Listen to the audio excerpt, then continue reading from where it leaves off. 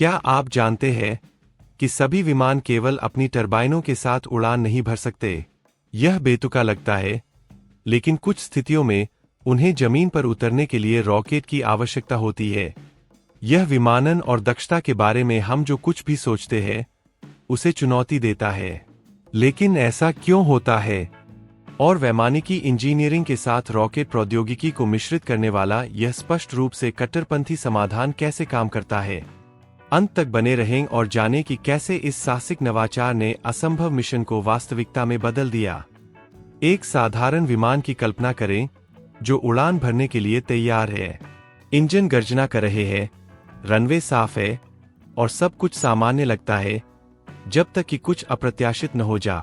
अचानक विमान के किनारों से आग और धुएं के जेट दिखाई देते हैं और इसे जबरदस्त शक्ति के साथ आकाश में लॉन्च किया जाता है। यह किसी साइंस फिक्शन फिल्म के दृश्य जैसा लगता है, लेकिन यह पूरी तरह हकीकत है। यह जेटो या जेट असिस्टेड टेक नामक तकनीक का परिणाम है, एक प्रणाली जो टेक के दौरान अतिरिक्त जोर प्रदान करने के लिए रॉकेट का उपयोग करती है। लेकिन किसी विमान को इसकी आवश्यकता क्यों होगी? क्या केवल शक्तिशाली टरबाइनों पर निर्भर रहना पर्याप्त नहीं होगा? इसका उत्तर कुछ विमानों द्वारा सामना की जाने वाली चरम स्थितियों में निहित है। चाहे छोटे रनवे हों, दुर्गम इलाके हों या सैन्य मिशन जिनमें असाधारण भार की आवश्यकता होती है, विमानों को रॉकेट से लैस करने का विचार भले ही सनकी लगे, लेकिन इसकी उत्पत्ति सीधे तौर पर आवश्यकता से जुड़ी है। द्वितीय विश्व युद्ध के दौरान सैन्य बलों को अभूतपूर्व चुनौतियों का सामना करना पड़ा। सैनिकों, आपूर्ति या हथियारों से लदे भारी विमानों को अक्सर दुश्मन की गोलीबारी के तहत छोटे या तात्कालिक रनवे से उड़ान भरना पड़ता था। उस समय टरबाइनों में इन चरम स्थितियों से निपटने के लिए पर्याप्त शक्ति नहीं थी। यह इस परिदृश्य में था कि इंजीनियरों ने मौलिक समाधान तलाशना शुरू किए। रॉकेट एकदम सही उत्तर थे, हल्के, शक्तिशाली और तात्कालिक जोर देने में सक्षम। इस प्रकार रॉकेट टेक सहायता की अवधारणा का जन्म हुआ, जिसे जेटो के नाम से जाना जाएगा। इस नवाचार ने न केवल संपूर्ण मिशनों को बचाया, बल्कि विमानन में सीमाओं के बारे में हमारे सोचने के तरीके में भी क्रांति ला दी। और यद्यपि यह युद्ध के समय में उभरा, इसका अनुप्रयोग युद्ध के मैदान से कहीं आगे तक चला गया, नागरिक और वैज्ञानिक संचालन में एक आवश्यक उपकरण बन गए।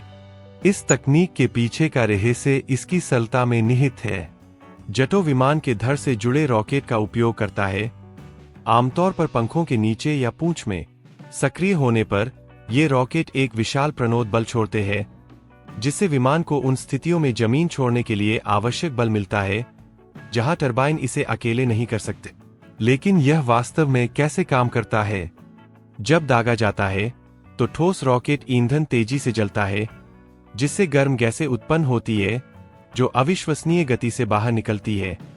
यह प्रक्रिया एक प्रणोदक बल बनाती है जो विमान के इंजन की शक्ति को पूरा करती है।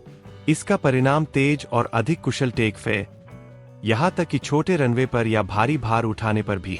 हालांकि यह प्रणाली अविश्वसनीय रूप से उपयोगी है, लेकिन यह स्थायी नहीं है। रॉकेटों को कुछ सेकंड के लिए जलाने के लिए डिजाइन किया गया है, जो विमान को उड़ान भरने के लिए पर्याप्त है। यह एक बारगी लेकिन बेहद प्रभावी समाधान है और आधुनिक विमानन पर इसका प्रभाव लगातार प्रभावशाली बना हुआ। हालांकि जेटो एक सरल समाधान है, विमान पर रॉकेट चलाना जोखिम से खाली नहीं है। सबसे बड़ी चुनौतियों में से एक उत्पन्न बल को नियंत्रित करना है। रॉकेट का जोर इतना शक्तिशाली है कि कोई भी असंतुलन विनाशकारी टेक का कारण बन सकता है, जिससे चालक दल और कार्गो की सुरक्षा खतरे में पड़ सकती है। इसके अलावा रॉकेटों को स्थापित करने और सक्रिय करने की प्रक्रिया कठिनाइयां प्रस्तुत करती है। टेक के दौरान स्थिरता सुनिश्चित करने के लिए उन्हें बिल्कुल सही समय पर संरेखित और सक्रिय करने की आवश्यकता है। कोई भी तकनीकी विफलता, जैसे रॉकेट जो प्रज्वलित होने में विफल रहता है या अपेक्षा से अधिक तेजी से जलता है, पूरे ऑपरेशन को खतरे में डाल सकता है। एक अन्य महत्वपूर्ण कारक घिसाव है।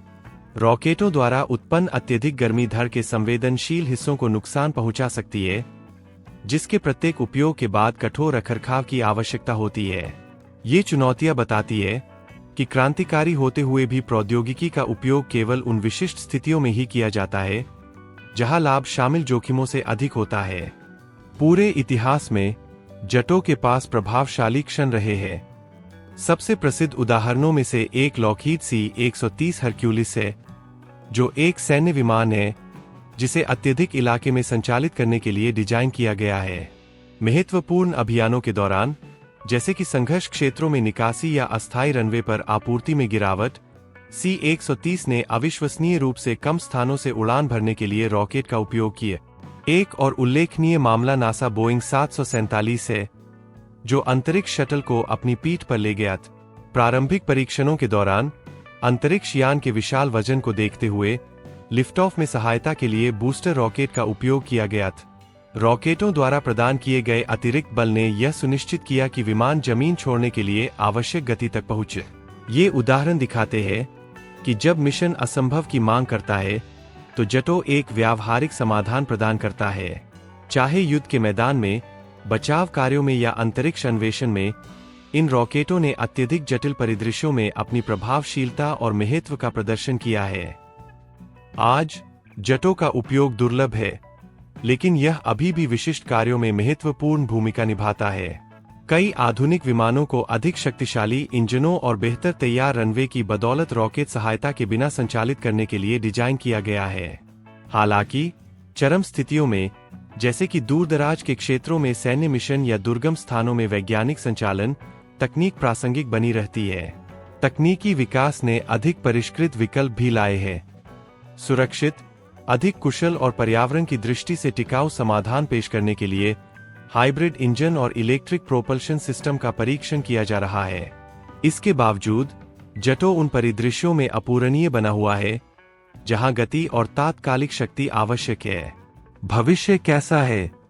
बूस्टर रॉकेट के उपयोग के लिए अभी भी जगह है, लेकिन उनका अनुप्रयोग तेजी से विशिष्ट होना चाहिए। इस बीच इंजीनियरों ने नई सामग्रियों और डिजाइनों का पता लगाना जारी रखा है जो इस प्रतिष्ठित तकनीक को बेहतर बना सकते हैं, या यहां तक कि उसका विमानन की प्रगति के साथ यह प्रश्न बना हुआ है, क्या टेक के लिए रॉकेट का उपयोग केवल एक ऐतिहासिक जिज्ञासा बनकर रह जाएगा या भविष्य में भी इसका कोई स्थान है? एक और जेटो तकनीक विषम परिस्थितियों में मिशनों को बचाने और विमानन में नई संभावनाओं को खोलने में कुशल साबित हुई है। दूसरी ओर टरबाइन इंजन और हाइब्रिड सिस्टम में प्रगति सुरक्षित और अधिक बहुमुखी विकल्पों की ओर इशारा करती प्रतीत होती है। एक दिलचस्प संभावना इस विचार का नए संदर्भों में एकीकरण है। इलेक्ट्रिक या हाइब्रिड संचालित विमान जैसे डिजाइन अतिरिक्त बढ़ावा से लाभान्वित हो सकते हैं, खासकर चुनौतीपूर्ण परिस्थितियों में। इसके अलावा जेटो सैन्य अभियानों के लिए प्रासंगिक बना हुआ है, जहां गति और अनुकूलनशीलता महत्वपूर्ण है। तो क्या उम्मीद करें? हम वाणिज्यिक उड़ानों पर रॉकेट नहीं देख सकते हैं, लेकिन सीमाओं को पार करने के लिए प्रौद्योगिकियों के संयोजन का विचार विमानन को प्रेरित करता रहेगा। आखिरकार, जिस क्षेत्र में नवप्रवर्तन आवश्यक है, वहां कुछ भी नहीं छोड़ा जाता है।